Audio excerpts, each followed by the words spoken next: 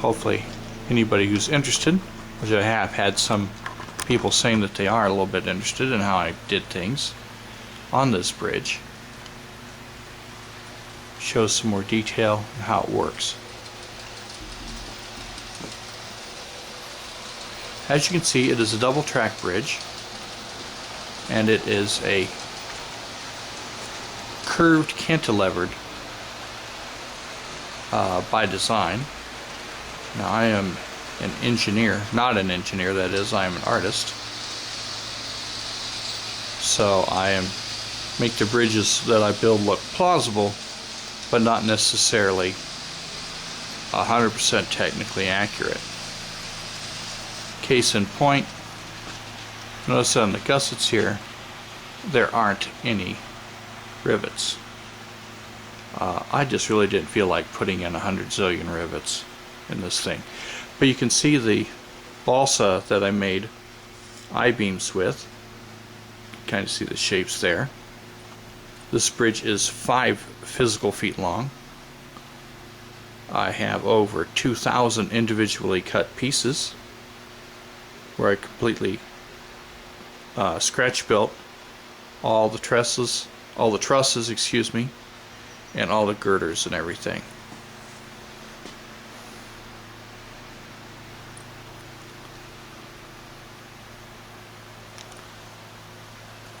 So hopefully there's enough detail here you can kind of see what's going on.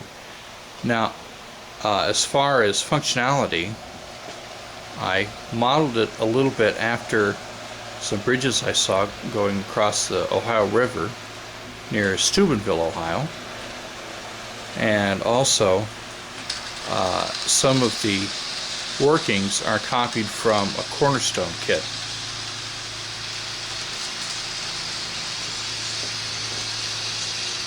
You can see underneath here, not too much backlight, hopefully.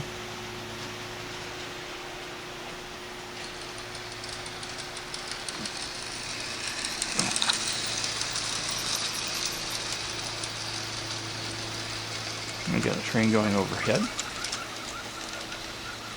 You can see how everything was made. Of course, can't get balsa, or at least I couldn't get balsa, any longer than 3 feet. So I had to get kind of creative in some things. For instance, I don't know how well you can see this, but right here, these are some homemade dowel pins that I used to put the longer pieces together of this balsa.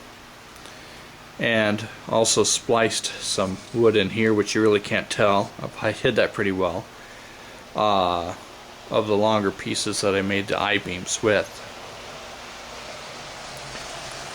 Now you can kind of see on this little printout here, a friend of mine made for me, that I have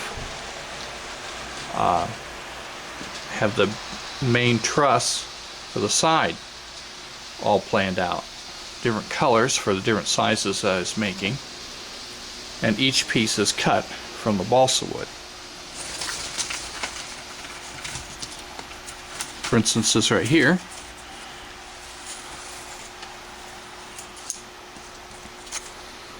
is the longer strips of the decking, and what I did was I sawed in there part way. It just so happened, it was kind of a happy accident, that the blade of my little hacksaw is the same thickness as this piece of balsa. So whenever I made this, I was able to cross it together, that kind of idea, so it kind of fit in there interlocking. Hopefully that gave it enough extra strength for the weight of the trains going across. I think I have an example right here of a little bit of how it worked.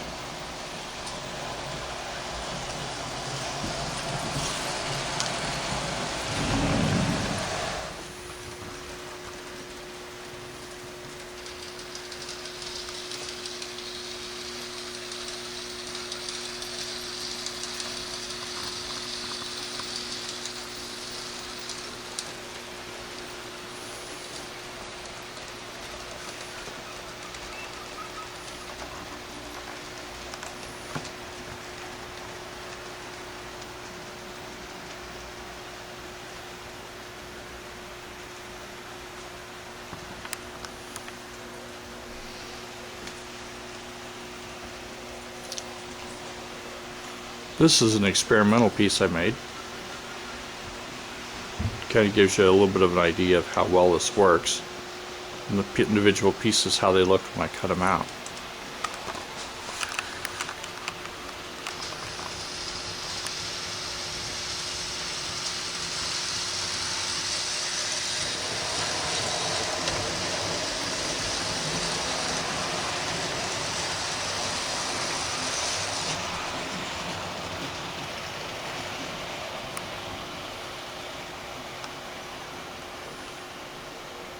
One nice thing about having a camera is it can kind of do things you can't yourself.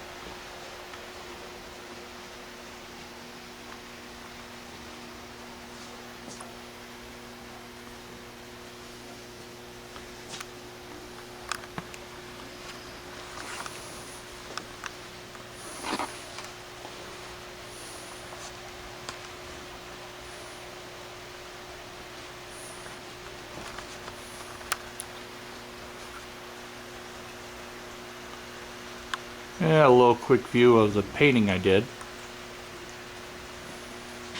One of my larger murals. Looks better on camera than it does in real life. And here's the other view.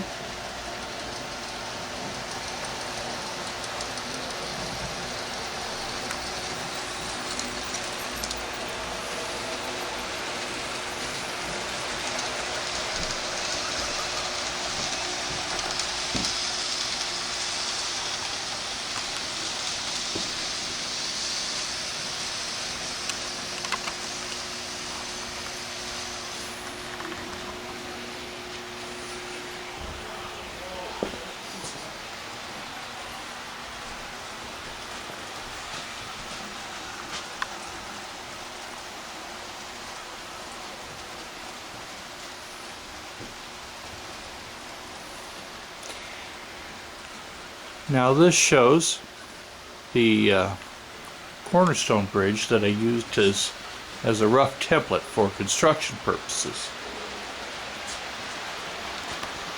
You can kind of see how I copied some elements on this bridge, and some of you probably noticed it is actually two kits put together to make this longer span.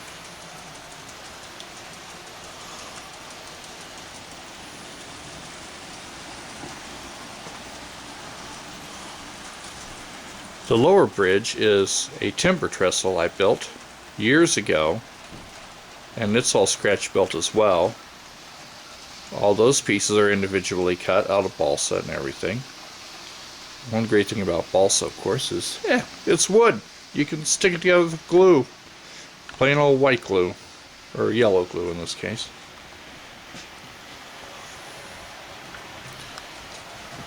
This used to be at the Naptown White River Model Railroad Club. But whenever we changed the layout over there, I inherited my bridge back, which was a nice gesture on their part.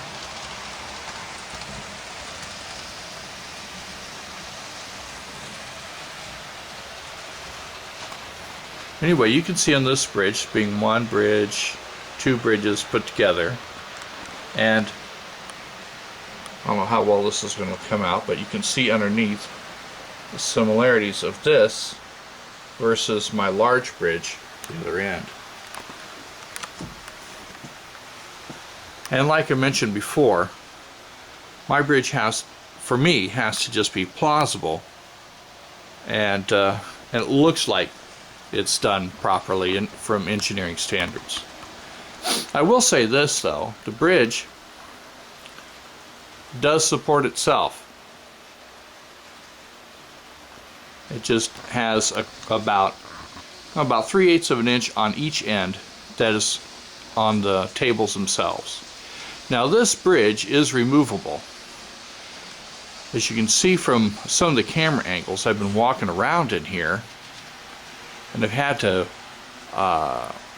to be able to make the bridge removable so that I can get into this area, because I have a bunch of stuff stored underneath.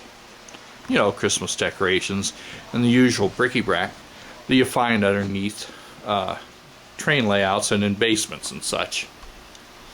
Got to make every inch count. Eventually I'll have my turntable right there, and you can see I've got part of my yard in, and I've got a little industrial section started right here.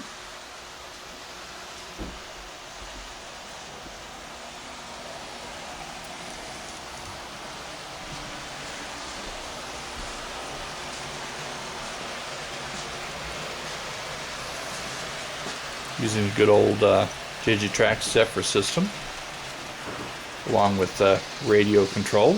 Looks really nice. And a Loy's Toys automatic reverse section controller down on the lower level, as you can see down here. So I've got a reversing loop and also a storage area for some of the trains. So I can turn a whole passenger train around or send it out to places beyond the world.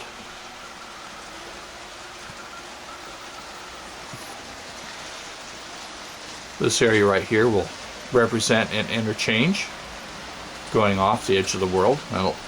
And there will be hidden with scenery, and of course I've got the good old safety push pin there in case I get careless. And then I've got this area here where the rest of the interchange goes off. And down here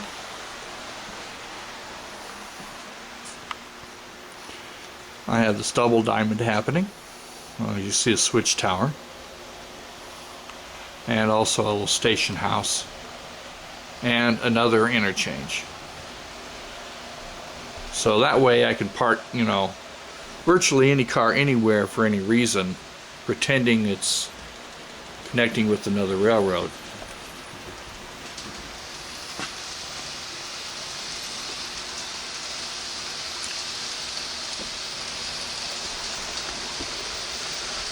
My layout is approximately 35 feet by 12 feet,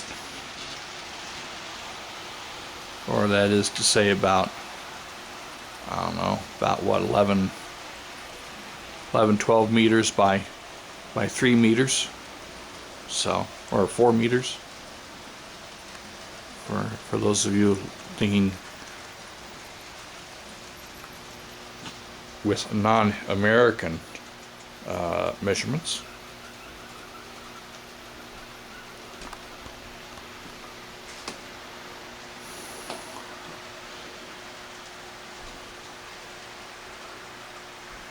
The grand plan includes having the layout continue on there where I have all that stuff stored, and I'll have it just kind of a town at the end or something yet. I haven't quite figured that out. And then back over here again. Now we're going round and round and round. This isn't very organized, but that's what happens when you don't rehearse. This is where tracks will come off, and then this blank area here will be a little island that I'll have coming out with another little industrial section. The line that goes down the middle and disappears behind those Amtrak cars goes down to what I call the subway, where those trains turn around on the loop.